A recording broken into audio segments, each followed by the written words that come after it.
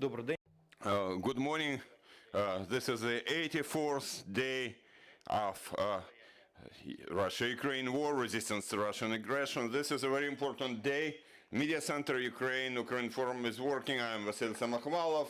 And on the 18th of May 1944, deportation of Crimean Tatars started. That was one of the items on the very long list of crimes committed by the Soviet Union against its people. So this day is very important. So we started today with Igor Smelyansky, CEO of Ukrposhta. Good morning, welcome everybody.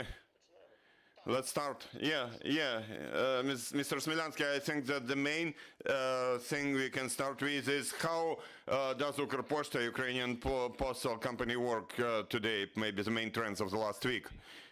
You know, there have been two trends.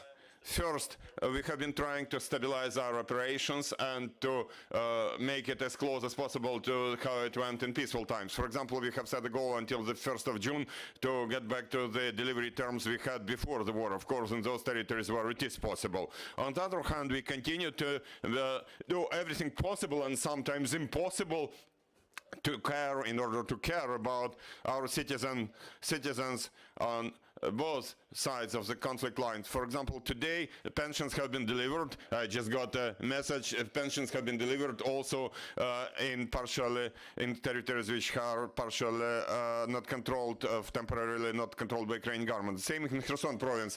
We are based on the fact that all those citizens are citizens of Ukraine. So if the person feels that Ukraine cares about them, that's about yet another voice, another piece of resources for us to win in this war. The last thing I would like, I would see would be for the enemy to say that Ukraine has forgotten its citizens who are in temporarily occupied territories. Could you please tell us in more detail how does it go? How do we restore operations of Ukrposhta in de-occupied territories? What are the main difficulties or complexities you are faced with? What could you identify? You know, one always wants to talk about results rather than difficulties. Like our military is winning, and we have a rather standard procedure. The armed forces liberate a town and village, then the military administration with state emergency service come and do demining, and we jointly develop plans of the demining, and then Ukrposhta comes.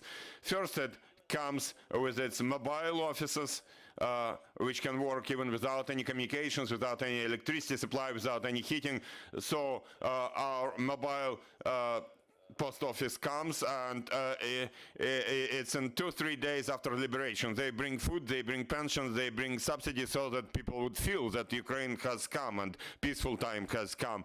And then concurrently we are working on resuming operations of the stationary post office, and it takes some time, and that time depends on how much damaged our infrastructure is, how much damaged certain post offices are. For example, in Kyiv Oblast, there are already post offices working in Bucha, Irpin, Ivankiv, Makariv. So we started with mobile post offices there, and now we already have stationary post offices.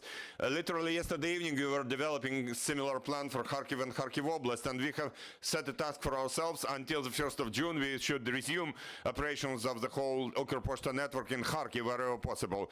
For example, in banks they had 5 or 7 offices. In Ukrposhta we had 60 offices, even during hostilities, but we want to restore all of them. For example, everybody knows about Saltivka, part of Kharkiv, which has suffered the most.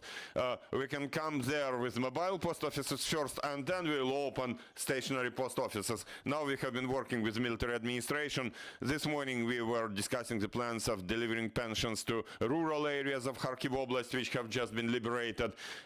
We have been working on the demining schedule. You know, unfortunately there are mines at the roadside, so when people come, it should be safe, you know. So we are working towards having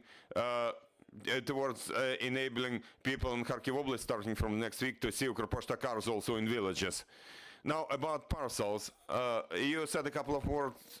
Could you please tell us in more detail what is going about parcels, and do you feel that people started using your services more, because many of those who temporarily relocated to the west are now returning home, and to avoid bringing lots of things with them, they start sending them by post. So what are the trends? You can see how economy is recovering based on Ukrposhta, because when we have increasing numbers of parcels, that means that businesses recover. It goes in different ways. Some businesses have relocated to Western Ukraine, and they already restored their business, their manufacturing, their production there, and they send parcels. Of course, we have had many parcels, record high number of parcels. On the one hand, it has been positive. In April, we have delivered more international parcels in April alone than in the quarter before that. But these statistics are a bit sad, because it's about our citizens who left Ukraine. I do hope that that project we had, briefcase from home, will become briefcase to home. I hope that we'll start those parcels getting it in the opposite direction. But anyway, it's nice to see that exports are increasing, not exports of those briefcases, but exports of parcels from our businesses who have restored, they recovered, and they have been selling their items in Amazon, eBay, Etsy. Those volumes have been growing. And for example, since the beginning of the war, we were sending everything via Poland. That was Ukraine's window to Europe, window to the world. We launched aircraft from Warsaw to New York, and now volumes are so high that they cannot be handled in one country. So we launched direct trucks from Kyiv to Germany, to Bratislava, to Bucharest. From Bucharest, we have arranged with Turkish Airlines, who fly worldwide. They deliver our parcels there. And of course, Poland operations also continue. So it's about increase, and we'll continue to work to have proper quality and quantity. Even though our airports, unfortunately, don't operate as yet, parcels should be delivered. And most importantly, we see it in Ukraine. We see that the numbers of parcels recover and increase in Ukraine. And now we have planned, and we have already started construction work in Lviv and Kyiv to expand our capacity, because definitely logistics will change, and we want to be ready to provide modern services and to deliver quickly. Since the beginning of the war, everybody would thank Ukrposhta for delivering, at least somehow delivering. Now people get back to peaceful life, and they have higher expectations. They want their parcels to be everything to be delivered quickly. So we will be working on that. Now also curfew hours are reduced, and we are working to resuming nighttime sorting and delivery. That's how we used to work previously, and we are going to expand our cooperation with Ukrzaliznytsia, Ukrainian Railways. That's what we started doing at the beginning of the war. In the first weeks, I hope that soon we will be celebrating 1 million parcels transported by Ukrainian Railways. It's especially important now when fuel prices are going up. Everybody sees it, and we understand that we have to keep our fees to let businesses work. As you can see, Ukrposhta haven't increased their fees, and we are going to maintain them in May and June. But it has to be based on something. Like when we transport part of our deliveries by railway, it will reduce our costs. Great. Now back to our international partners. What are the prospects of canceling Russia from global postal communities? Because we see that sometimes they think circumvent sanctions at the governmental level as well as on everyday level. Now their businesses who help them send something from Kyiv and so on, from countries who were used to be friendly to us, right? Well, I cannot say it's easy. Indeed, due to work of our international team and support by our partners, we have deprived Russia of its position in the chairman of the customs group in the International Postal Union, which is also responsible for the rules. But the votes were 51% of votes for that. So it was very close. Our partners from the US, Canada, and Europe supported us, while our partners from, say, CS countries, let's put it this way, from Africa, from Near East, Middle East, unfortunately, they are still working for our enemies. But that only means that we have to continue working so that the enemy should feel surrounded I would like to thank Latvia, Lithuania, and Estonia who helped us. They stopped operations. Australia and other partners. The more of our partners stop operations with Russia, the more Russia feels that they do something wrong. And now maybe back to your best marketing success, your patriotic success, your stamps. Postal stamps. There was information about additional printing of additional copies of those stamps. Most popular stamp, then the stamp about Kalush Orchestra has been launched, and then the next stamp with that Russian battleship will be launched. Could you please tell us more what will happen, and what's most important, what are your conclusions from that? Well, there's one conclusion. With any tactical failures, most importantly, Ukrainian stamp has become yet another symbol of our fight, and it has become known worldwide, and I think that this is the main symbol and the main result of all that. Indeed, the next week we are going to launch another stamp. Russian battleship is over, has come to the end.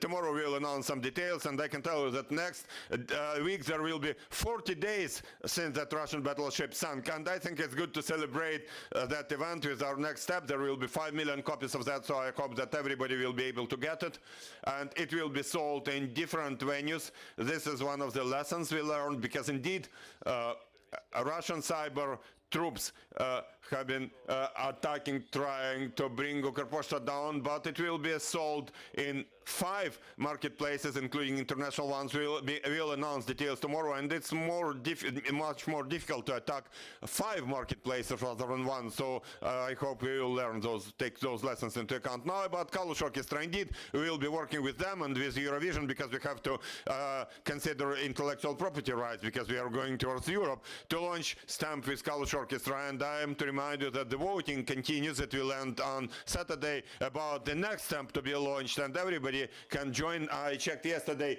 and there were about 600,000 votes for one of those options. Glory to heroes, about Ukrainian armed forces. Putin, Moscow is on fire, The Hague is waiting. Then Patron the dog, whom everybody knows, Червона Kalina song, and then we are from Ukraine. So you can choose from those 5 variants, and I am sure that this next stamp will become the new symbol of Ukraine everybody will like. And then we are going to launch stamps about heroes of this war.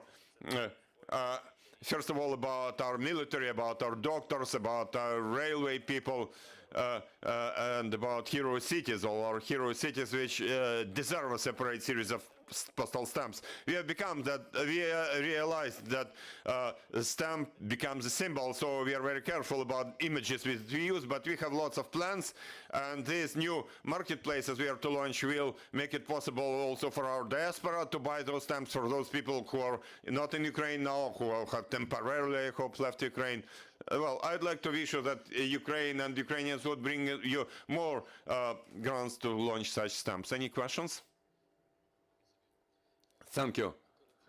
Vitaly Gulot, Ukrinform. Please tell us, during the first week of the war in Zaporizhia, there was a fact when a car with postal employees was shot and crushed by a tank. Do you have any data about deaths of your postmen in occupied territories? And in the occupied territories, are you lacking employees? Do you have a shortage of employees? Indeed, there was that sad case which has taught us a lot. But on the positive side, since then, there has been no one case like that anymore. We have managed to work with the military, to work with our intelligence, to work with different special operations forces, so that in the morning we would assess the situation and how it goes, and how much possible, how much safe it is, relatively safe to deliver. I personally went and delivered pensions to Severodonetsk, to Bakhmut, to Pokrovsk, to Lysychansk, and it's clear that we had to decide whether to go there literally 10 minutes before we left for those towns. That's why, as I said, in government controlled territories after that we didn't have any lethal cases, which is good, I believe, in wartime. whether any of our employees died. Definitely. For example, in Chernihiv, somebody was working the combat area actually, and went home to take her family, and then a missile hit them and killed that person. So we do have such losses, such victims. We have 65,000 employees, and clearly, even based on statistics, there would be some losses. About the shortage of personnel, as you saw today, I already announced some job vacancies, and I hope that we will continue having them. In Western Ukraine, we have all our jobs filled. We don't have a shortage in Kyiv. We are hiring, including our people who moved from temporarily occupied territories. Now they reside in Kyiv temporarily or not temporarily, and they get those jobs. Then, look, it's life. I have to make decisions, certain decisions. For example, speaking about Borodyanka. In Borodyanka, unfortunately, a lot of houses has been destroyed. And actually, you know, the only person who can work in our post office there is somebody who stayed there and who has some home to live, to reside. So in some cases, we have to find new employees, find employees among those who can physically reach those offices. Now it continues. Now we are to continue in Kharkiv Oblast, for example. If somebody doesn't work, if public transport doesn't work, you know, people still have to get to post offices somehow. So it's more not, it's not so much about the shortage of people as such, but we have to create conditions for those people to be able to get to their job places, take into account the curfew, take into account the routes. Of course, they cannot use a taxi, so sometimes we bring them by our transport. So it's a separate logistical task we have been resolving. But currently everything goes more or less in line with our plans. Of course, there are different situations. In some places employees have left, in some places they stay there. Most importantly, that they are alive and they have some place to go. Where it's impossible to have normal offices, we will have portable mobile offices. Any more questions? I'm Alexander Harchenko, Ukrinform. War, like any crisis, always pushes towards looking for some solutions, creative solutions, some changes. For example, top manager of Ukrainian Railways said that before the war, many people would be skeptical about Ukrainian Railways, about Ukrposhta, about Ukrainian Road Authority, road company Ukrposhta. Now that attitude has seriously changed. And you also mentioned your cooperation with Ukrainian Railways, with the resumption on postal deliveries using railways. Do you expect that there will be, that this positive trend will continue, that those state-owned companies will show good development and changes in some old ways of operations? It's especially nice to hear it in Ukrinform, a state-owned information agency. You know, for example, about interoperation with Ukrzaliznytsia, Ukrainian Railways, we met with Alexander, with whom we are friends in Lviv. We reviewed the problem with delivery of goods. It was on Saturday, and in 5 days we launched that railway post, which didn't work for 21 years. We found some postal railway cars, and we launched it in 5 days. It usually takes more for startups to launch, you know, and nobody would see that we signed any memorandums, you know, whatever. We didn't invite any press. We just sat together, decided, and started and launched it.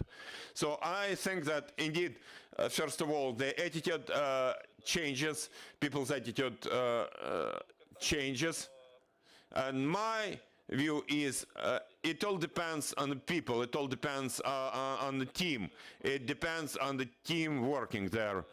You know, the company name, there could be whatever company name, but if there is no team working, there will be no result. And I believe that both Ukrposhta team and the Ukrainian Railways team proved it. About discussions of recovery of Ukraine and all that, I try to be cautious and to refrain from commenting.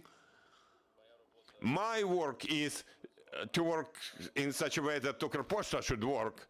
I would like to see people involved in that plan, people with practical experience involved in those plans. We have to have people with some theory, but we also have to have some people on the ground. Second, when something is announced, that's about your question, like there is some program of development of Ukraine with full privatization or whatever.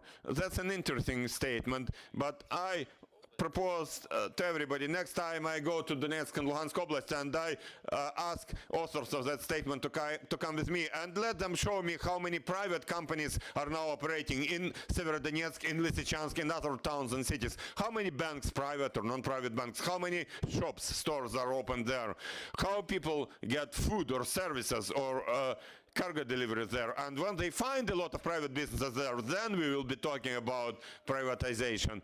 So my view is this: when something is announced, there should be something real behind it. Any program for recovery of Ukraine, if there is, if it doesn't have anything painful in it, then it's not any real recovery program. It's just something for everything good against anything bad. It doesn't happen this way, about huge costs with zero taxes and everything.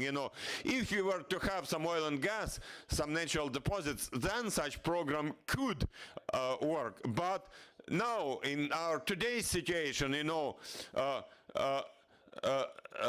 also state-owned companies pay taxes, pay dividends to state budget. Salaries and wages are legally paid by state-owned companies, and they are paid in a legal way in full amount. So this crisis will be there. Let us have victory in this war as soon as possible, but our enemy will not disappear from our borders. And second, what I personally worried about, how we are to get investors. We have to attract investors to bring a new post-sorting center in Kharkiv. How to invite investors when this new sorting sector costing millions of dollars can be hit by a missile. That's a separate question. So the role of state-owned companies or companies with state share, has to be discussed, and it's about fast decisions, who should do what. Thank you for your question. I hope this work has shown that there are companies in critical infrastructure like hospitals, railways, media, and post, and everything.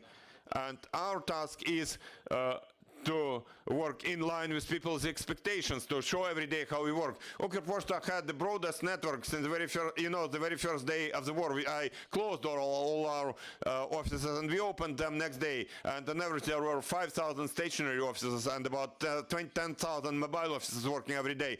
That's broader than all networks of all our competitors and banks altogether. So I'm always talking about numbers and facts. And I think that indeed what you mentioned, people feel who was near with them, who is with them, near them in difficult times. But again, sometimes people forget things. I'm talking about facts, about the realities. And to maintain the situation, as I said, we need to improve the quality of our operations. We are already making investments in Lviv. We already started some construction in Kyiv.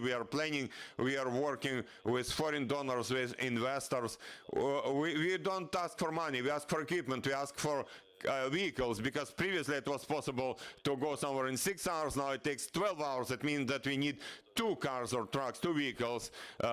Definitely, we have lost about 500 post offices damages, 500 offices in temporarily occupied territories. We have lost our vehicles, but these are our internal problems for myself and my team about our losses. But people are interested in seeing the results. So our task is, and Alexander Commission's team in Ukrzaliznytsia has their task. Nobody is interested in everything having been bombed and some stations being destroyed. If people are interested in the results. By the way, another result of Ukrposhta cooperation with railways is we launched something in 2 days. I think it's about payments to displaced persons. That's the project. We launched it. People get on board the train, and train conductors gather their information. When they get out of the train, they approach Ukrposhta offices and they can get their money. It's like Elon Musk is doing something.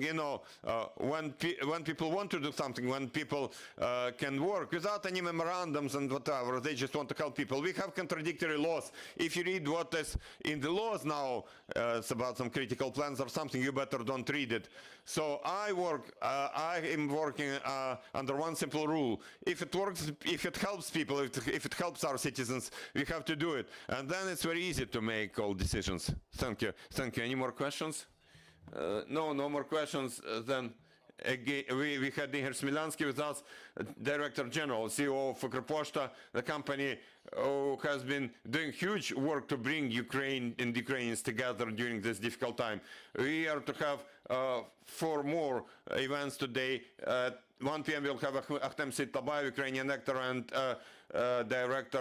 film director, who will tell us his story, because he is now serving in territorial defense, and he'll tell us about Crimean Tatars. At 1:30 we'll have Andrei Demchenko, the spokesperson of the State Border Guard Service, and there's an interesting subject about shelling and provocations by Russians on the border with Chernihiv and Sumy Oblast. At 3:30 we'll have the spokesperson of the Ministry of Defense, Alexander Motuzyanek, who will tell us about the situation on the front. And at 4 p.m. we'll have Liza Tatarinova, film director. She will present her movie Mariupol Chronicle.